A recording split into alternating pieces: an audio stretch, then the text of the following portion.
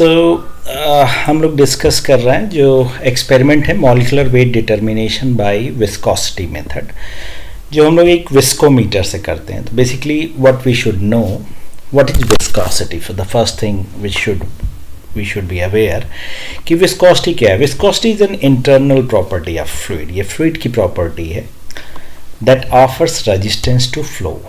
So it means जितना भी dense liquid होगा उसमें उतना ज़्यादा रेजिस्टेंस है और वही आपकी विस्कोसिटी कहलाती है. जनरली इसको डिफ़ाइन करने के लिए बहुत से मेथड होते हैं and one of the method जो हम लोग पढ़े हैं पहले भी, that is number average molecular weight, weight average molecular weight and viscosity average molecular weight. अब यहाँ पे अगर हम लोग विस्कोसिटी एवरेज मॉलिक्यूलर वेट देख रहे हैं तो वो विस्कोसिटी के फीचर पे, यानी जो आपका सॉल्वेंट है और पॉलीमर के साथ जो सॉल्यूशन है उनके विस्कोसिटी के बेस पे डिसाइड होती है.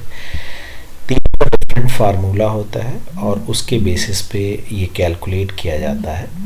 तो जो ऑब्जेक्टिव है इस एक्सपेरिमेंट का वो है to determine the viscosity average molecular weight of an unknown polymer using viscometer.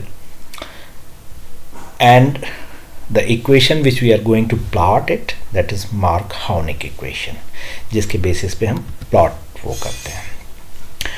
अब अगर हम जो मॉलिक्यूलर वेट डिटरमाइन कर रहे हैं तो उनमें अगर रिलेशन देखा जाए तो MW जो होता है वेट एवरेज मॉलिक्यूलर वेट वो सबसे ज़्यादा होता है. सेकेंड नंबर पे विस्कोसिटी एवरेज मॉलिक्यूलर वेट होता है एंड देन MN होता है.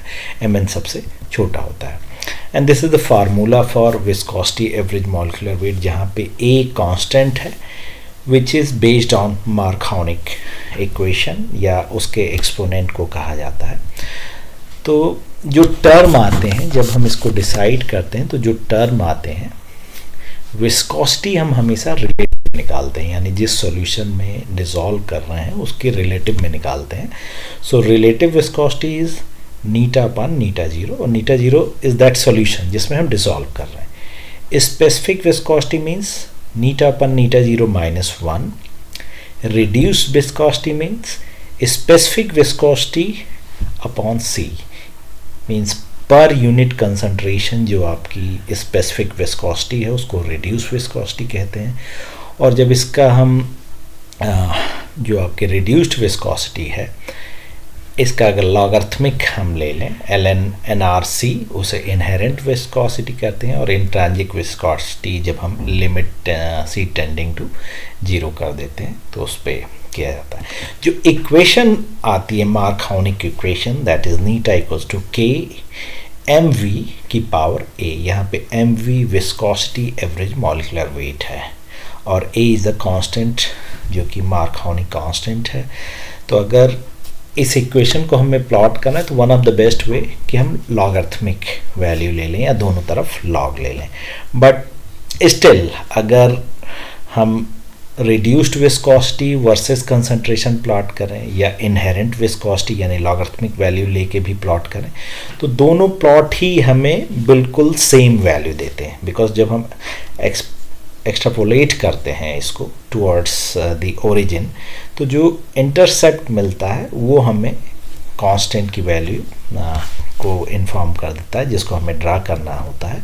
और उस केस में जो प्लॉट मिलता है नॉर्मली हम 5 से 10 वैल्यूज़ की बेसिस पे करते हैं और वो उसके इंटरसेप्ट से या उसकी चीज़ों से हमें उसकी वैल्यू पता चलती है. अब जो नॉर्मली जो वैल्यू इसमें आती हैं A की वैल्यू पॉलीस्टायरीन के लिए 0.72 टू 0.74 होती है, पॉलीविनाइल अल्कोहल के लिए 0.76 और मिथाइल एक्रिलेट के लिए 0.80 होती है एट 25 डिग्री सेंटीग्रेड. और अगर K वैल्यू को अगर हम कहें तो पॉलीस्टायरीन में अप्रॉक्सीमेटली रेंज 10⁻⁻4 टू 10⁻⁻5 होता है. अगर हम सॉल्वेंट चेंज करें, if we are taking in toluene it comes around 10⁻⁻4 DL पर ग्राम. और अगर बेंजीन में ले रहे हैं it comes around 10⁻5 but yes near to 10⁻4 because the value is 9.14 into 10⁻⁻5. अब इसमें एक पॉलीडिस्पर्सिटी डिस्पर्शन इंडेक्स PDI होता है, जो हम MW/Mn से करते हैं। तो अगर इसकी वैल्यू 1 है then your polymeric solution is monodisperse, और अगर मोर देन 1 है देन उस केस में पॉलीडिस्पर्स कहा जाता है। लेकिन ये जो विस्कोसिटी मेथड है जिससे हम मॉलिक्यूलर वेट डिटरमाइन करने की कोशिश कर रहे हैं, ये पॉलीडिस्पर्स के केसेस में मॉलिक्यूलर वेट को डिटरमाइन नहीं करता है, यानी एक तरह से मोनोडिस्पर्स पॉलीमेरिक सॉल्यूशन को ही ज़्यादा बेटर तरीके से कैलकुलेट कर पाता है।